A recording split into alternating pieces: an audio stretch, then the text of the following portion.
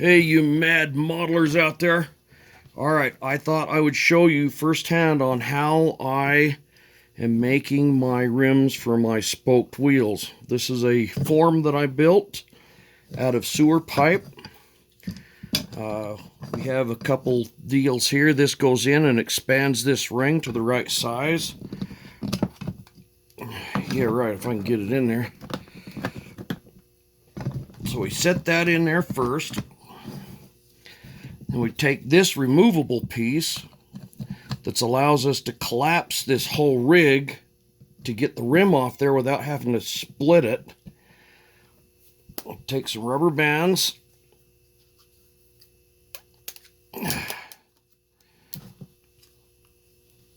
Alright, come on, get on there. There we go.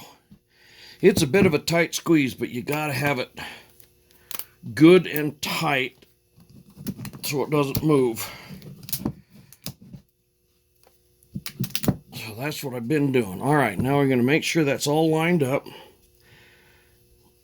Now I've used a little grease already, and I've put some grease down in here to keep the epoxy from sticking in the groove. So the next thing we're going to do, yeah, I'm doing this live, so, well, all at once. I don't have anything pre-prepared, so you're going to get all the cussing and swearing that might occur during a layup. I have some 5-minute epoxy here I'm mixing up with some denatured alcohol to thin it.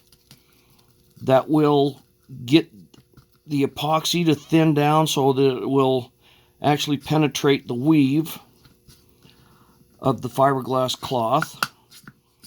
I will be using 6-ounce glass cloth. That's this stuff.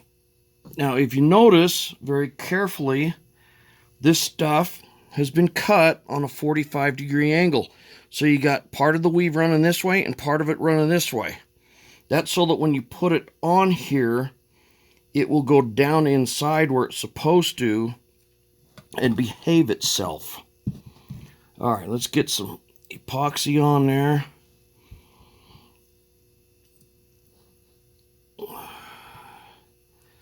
Get that started to go down in. This is 5 minutes. I think I remember saying it was 5 minutes, so I got to work kind of quick. Although this is old epoxy, so it could be 6.5 maybe. But I still have to work fairly quick.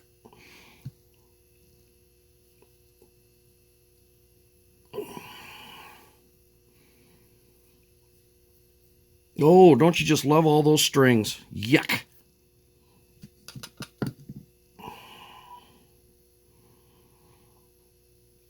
What a hunk of harsifarker.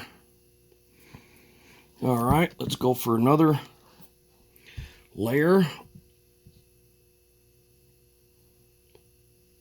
I usually like to go 2, maybe 3 layers.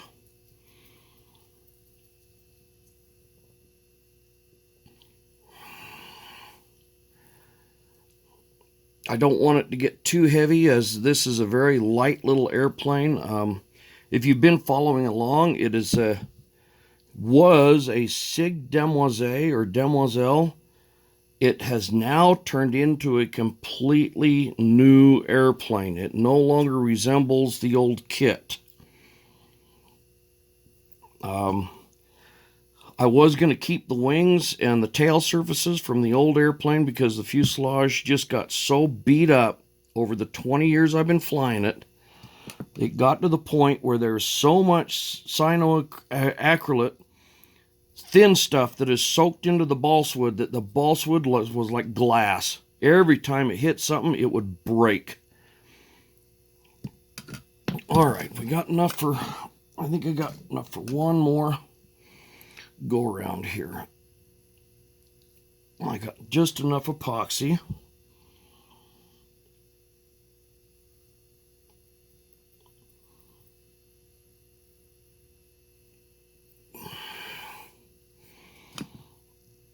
Now, on the other video, I think I may have showed that where I had actually put the surgical tubing tire on it to compress it. I don't think that's necessary, and I'm not going to do it to this one. I'm just going to let it lay it set as it is. Just make sure I got plenty of epoxy down in the weave, and just let it set up.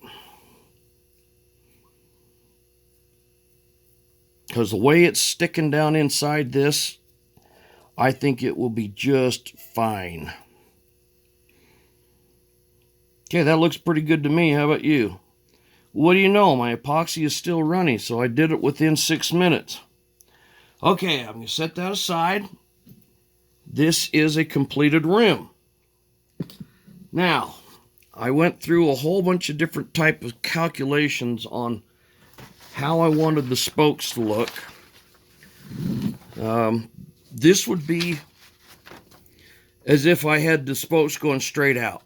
But I decided I want mine in pairs. So I'm going to come off in pairs, that way, every 90 degrees, and then also on every 45. By the time I get one side done and then go over to the other side, it should look like this.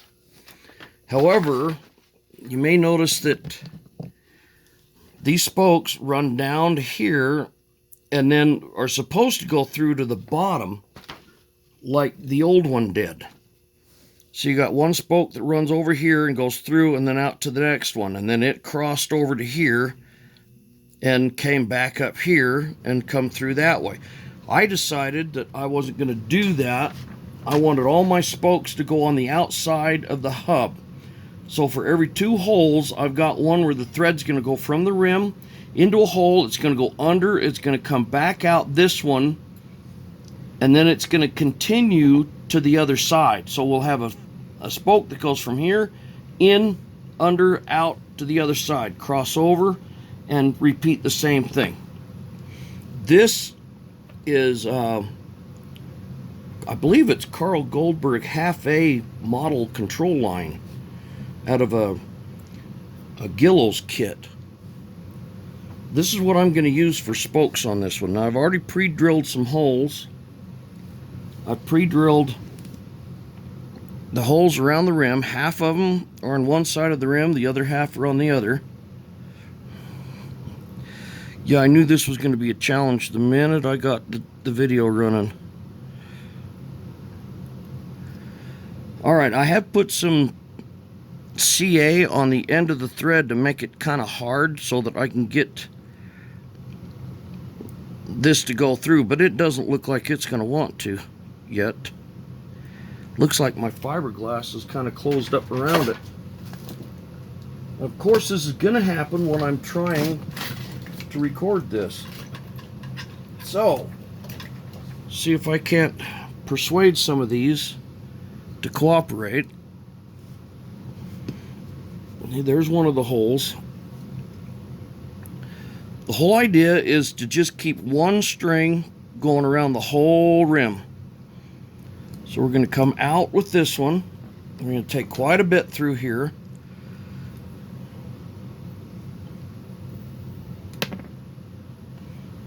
Now I've got the pins in here to kind of center it on the hub. It doesn't have to be perfect at this point. The reason why you want one string to do the whole thing and keep looping through is so that you can adjust it after you get it off of this fixture. And alright, let me add, I really detest 3D printed parts on a scale airplane. It looks 3D printed. If it was supposed to replicate a metal part, it really does not look like metal. I make all of my metal parts out of metal, hence the aluminum hub. But if anybody was going to use 3D printed whatever, making a fixture for this would be the appropriate time. A fixture to hold parts or to print a pilot. Because pilots are really kind of hard. Unless you're a sculptor, they're really kind of hard to make. Now, I know I had, there we go. Oh, I wanted it down through, not up. Okay, here we go. Down through.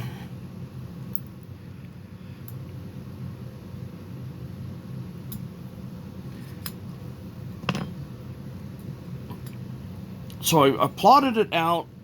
I needed, what was it, 8 holes if I was just going to go straight through from one to the other like my old wheel was, but I needed 16 holes if I wanted to do it this way. And then there's 32 holes in the rim itself.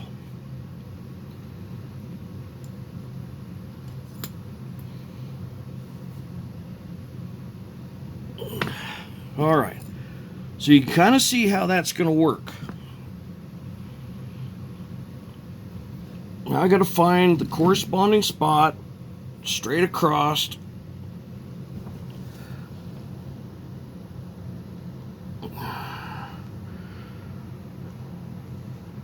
I'll tell you what, my mother told me I was going to go blind. I need my thicker glasses. And there's my thicker glasses.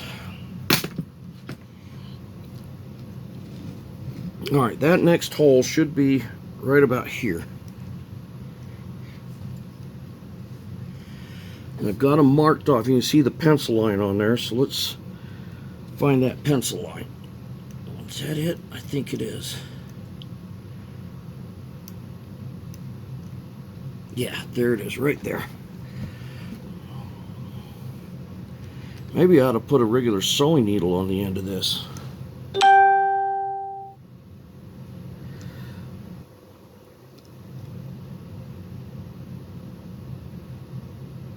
Oh, come on, are you kidding me?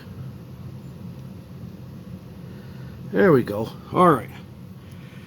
So we come through to the other side. Get off the pin. Get off of the pin. Fine.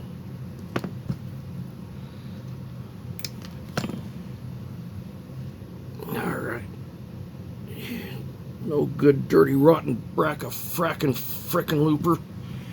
Okay. This is just the start of this whole mess. You can see how I've got it coming through.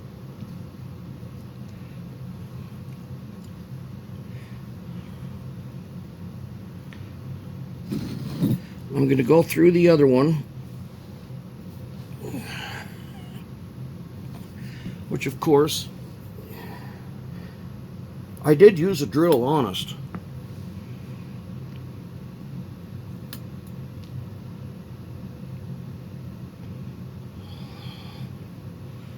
Come on, get through there.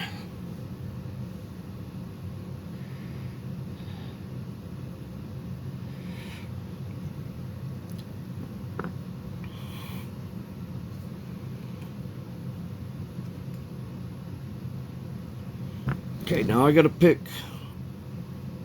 the 2 holes that are directly across from that. So it's going to be that one. You go down through. Come on. I think I have a burr on my drill hole, so it's wanting to stick.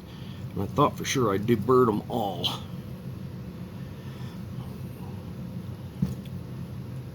Then we're going to go back up.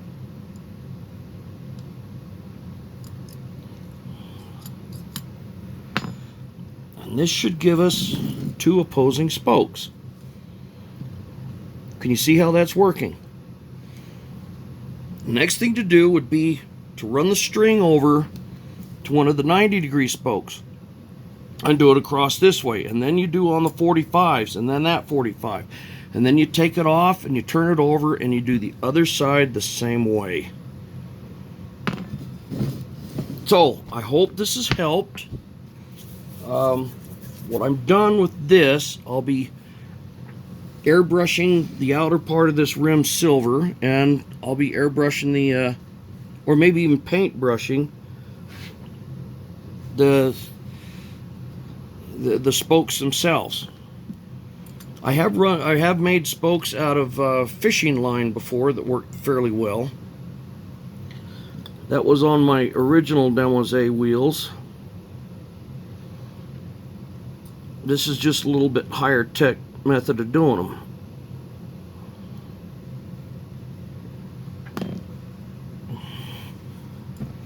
You really, I watched you just loop around there.